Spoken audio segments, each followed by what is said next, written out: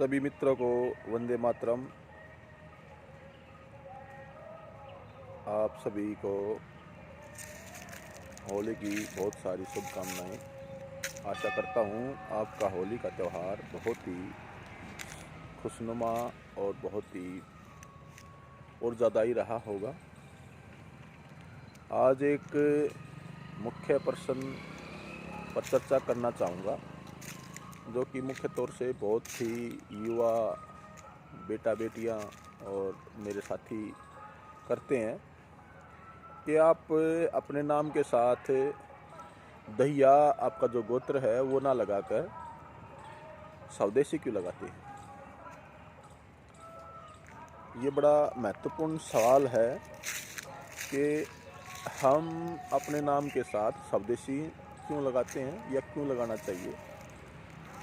बात महत्वपूर्ण है, चर्चा करनी भी महत्वपूर्ण है। आज इसका एक बार मैं थोड़ा सा उल्लेख कर देता हूँ। स्वदेशी का अर्थ क्या है? स्वदेशी का अर्थ ये कि जो हम भारतीय भारत भूमि पे जन्मे हैं, वो हरियाणा हो, महाराष्ट्र हो, राजस्थान हो, बिहार हो, उत्तर प्रदेश हो, छत्तीसगढ़ हो, कश्मीर हो या केरला हो, हम हर प्रकार से भारतीय हैं।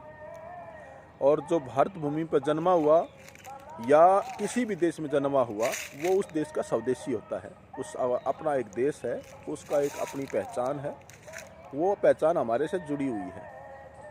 लेकिन भारत में एक अलग सी चीज़ें हैं जो पहले की ज़रूरत थी, लेकिन आज मुझे लगता है उसकी उपयोगिता कम और उसके दुष्प्रभाव ज़्यादा दिखाई देते हैं। मुख्य तौर से क्या? मुख्य तौर से हमने अपने आप को जातियों में कन्वर्ट कर लिया, हमने अपने आप को धर्म संप्रदायों में कन्वर्ट कर लिया, हमने अपने आप को गोत्रों में संगठित कर लिया, अपने आप को अलग अलग कोई विशेष पहचानों में बांट लिया। पहले उसकी ज़रूरतें थी ताकि हम एक दूसरे के साथ में जुड़ सकें, एक दूसरे के साथ में रिलेशन बना सकें, एक दूसरे के साथ में शादी विवाह हो सकें। उनका एक प्रयोजन था।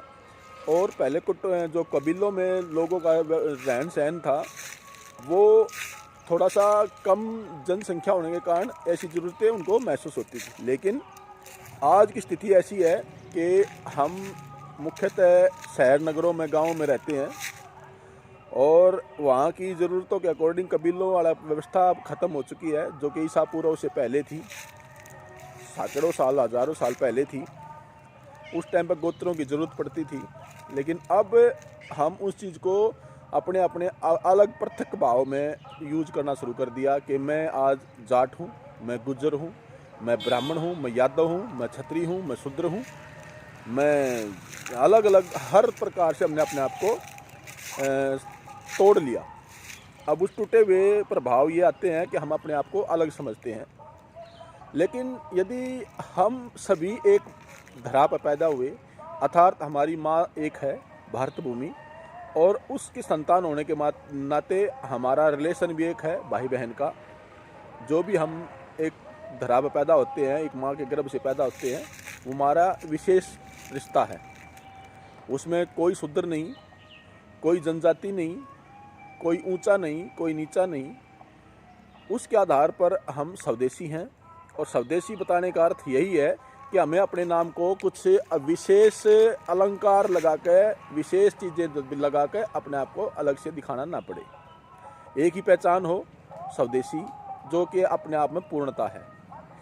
विश्व का या फिर कहीं का भी एक सबसे बड़ा धर्म है अपने देश की रक्षा करना, अपने देश के बारे में विचार रखना, अपने देश के बारे में सोच समझ और अपने विवेक को जागृत करना। जब तक कोई देश मजबूत है, उस देश की सभी जातियां सुरक्षित रहती हैं, उस देश के सभी धर्म सुरक्षित रहते हैं, उस देश का समाज, संस्कृति सब सुरक्षित रहता है। लेकिन यदि उसका देश का जो अपना गरिमा है वही ख़त्म हो जाए, तो वो अपने आप कुंठित हो जाता है, अलग अलग टुकड़ों में टूट जाता है, जो कि मेरे को अनुभव हो रहा है। और ये एक राजीव दीक्षित जी की सोच है, उनका विचार है कि हम सब एक हैं और हमारा विचार भी एक है, हमारी जाति भी एक है, हमारा धर्म भी एक है। अतः हमारा विशेष धर्म यही है, राष्ट्रीय भक्त, राष्ट्रीयता और राष्ट्र के प्रेम, यही सबसे बड़ा धर्म है। अन्यथा हमारी भारत भूमि में कोई धर्म नहीं। देश की रक्षा करना, देश के बारे में विचार रखना, देश के बारे में सोचना, यही एक देशवासियों का, एक स्वदेशियों का सबसे बड़ा धर्म है। अन्यथा इसके अलावा कोई धर्म नहीं। इसके अनुरूप जो भी इसको तोड़ने की, मरोड़ने की, अपने अपने कुटुंब कबीले बनाने की अलग अलग व्यवस्था बनाता है, वह धर्मी माना जाए। और इसी कारण से मैं सभी से अनुरोध करता हूँ कि आप भी स्वदेशी कहे जाने लायक हो, आप भी स्वदेशी हो, इस देश में जन्मे हो, तो आप भी इस प्रकार से अपने आप को संगठित कर सकते हो, स्वदेशी हो सकते हो। हर कोई स्वदेशी है और सभी इस प्रकार की विचारधारा यदि आप पैदा करोगे तो आप देखोगे एकदम आप संगठन को महसूस करोगे, अपनी शक्ति को महसूस करोगे। वंदे मातरम, जय भारत। स्वदेशी रहिए, स्वदेशी बनिए। जय श्री राम।